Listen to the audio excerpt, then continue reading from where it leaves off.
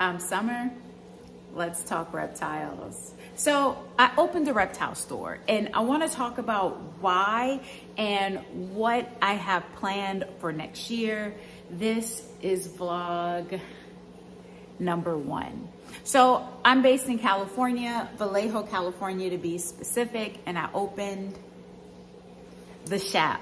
We are a reptile store that's focusing on education, quality captive bred animals, doing our part within this culture, this hobby of herpetoculture, and so many other things.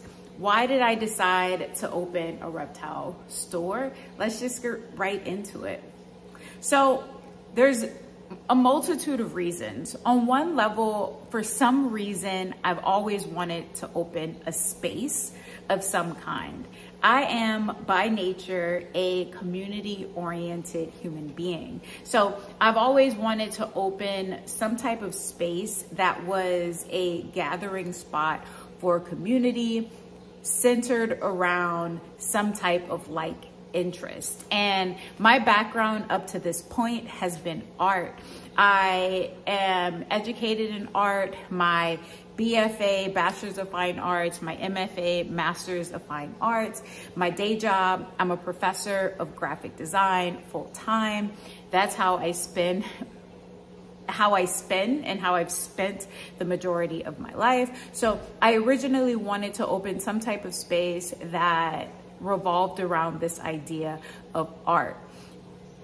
As I've grown in this hobby of herpetoculture, I recognized a few areas of need for both the keeper as well as the animals, the well-being of the animals. And it led me down this road of opening the Shop. Now, a little bit of my background, I'm from deep South Louisiana, like the swampy parts. So I've spent my whole life since I was little really kind of in this world where reptiles were just a part of life. You go outside and there's snakes abundant. I've stopped many a times while driving so that an alligator could cross the road. Fishing with my mom, I'd play with the turtles. Like growing up catching frogs and geckos, like it was just a part of life. And the same way that I saw my ability to exist in this world and take up space, it's the same way that I recognized animal life, because we were just in these spaces together all the time, like all just creatures in the habitat, basically. So it wasn't until recently that I realized, like, oh man, reptiles can be pets. That's crazy town. And it took me down this road of reptile keeping that I'm just so absolutely enamored with. And when I was little, we did live with a cottonmouth for some time. My mom's boyfriend, the cottonmouth was hanging out around the laundromat in our apartment complex, and he didn't want to kill it. And he also didn't want it to potentially bite one of the kids. So he took it in, and it lived with us in our apartment in a 75-gallon fish tank. And so my mom was like, hey, there's a 7-year-old in this house that is spending a lot of time kind of creeping around that tank. It needs to go. But yeah, so I guess that was my closest to be having a reptile pet before I got to where I am now. So coming into this hobby with my particular unique perspective, all of us, we have our unique perspectives. So coming into this hobby with my unique perspective of we are all just animals existing in our habitat, it made me think of reptiles and keeping them in glass boxes in our house with that perspective in mind. And I could see areas where folks are doing awesome things with their animals, and I could see areas where folks could use a little help to do better with their animals. And one of the things that I noticed is that for folks that could do a bit better with the way that they're keeping their animals, for some folks, it's not about a lack of want to do better. It was around a lack of knowledge around how to do better. And so I wanted to create a space where we could celebrate these animals. Folks could have a source for captive bred, healthy, well cared for animals, and then also a space for where they could learn how to take care of these animals well, be really good keepers so that they can have a really great experience. I've heard folks say stuff like stores like this can't survive.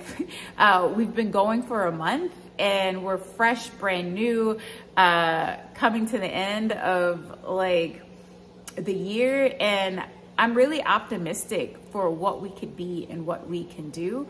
But of course, at the end of the day, it comes down to community supporting the work that we're doing in the store, coming to us for their feeders, coming to us for their education needs, for their new reptile pets, all of that good stuff. It takes a community effort for a community endeavor to survive, right? So there's so many cool things. I'm looking around right now and there's so many cool things happening within this space. I'm going to do a tour video that's going to come out at the start of the year. I'm doing this officially, these podcasts. Should I call them podcasts? Yeah, we're going to call them podcasts. We're doing these podcasts officially titled Let's Talk Reptiles. We're going to talk about so many different cool topics, as well as topics that I see a gap where folks aren't talking about that we should be talking about. I consider myself to be a holistic reptile keeper. And what that means is that not only do I care about the life of the animals that I'm keeping within my spaces, I think about their habitat, where they're from. I use that to influence my care decisions. And then I also care about the people from those habitats, where the animals come from. I think holistically about all of the different factors that go into this animal's life.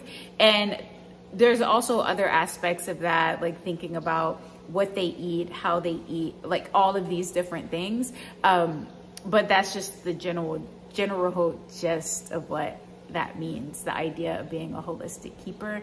And I would love to help other folks with the shop, with our space, become holistic keepers as well, and feel really good about the lives that they're living with their animals and making sure that their animals are as healthy and strong as possible. Now, I'm not perfect by any means. I make mistakes.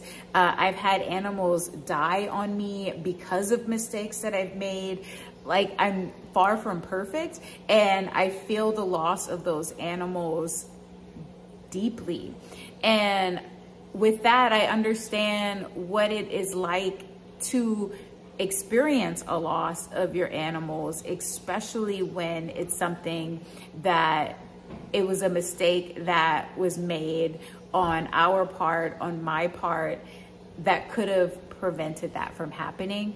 And so I want to be a part of helping other folks make less mistakes so that they don't have to experience those types of feelings of loss due to preventable errors and stuff like that. So that's who we are. We're gonna have a lot of fun. We're gonna talk about fun topics. We're gonna talk about serious topics. We're gonna do eventually the goal to do live studio audience recordings for the podcast, have folks actually here asking questions, like just live. Oh man, it's gonna be epic and so fun. But that's it for now. I'm Summer. We just talked reptiles. No, I'm not gonna do that. I'll cut that out. I mean, I'm gonna leave it in for this video, but we're not gonna do that in future videos. Learning as we go. I'm Summer. This is the shop. I'm out.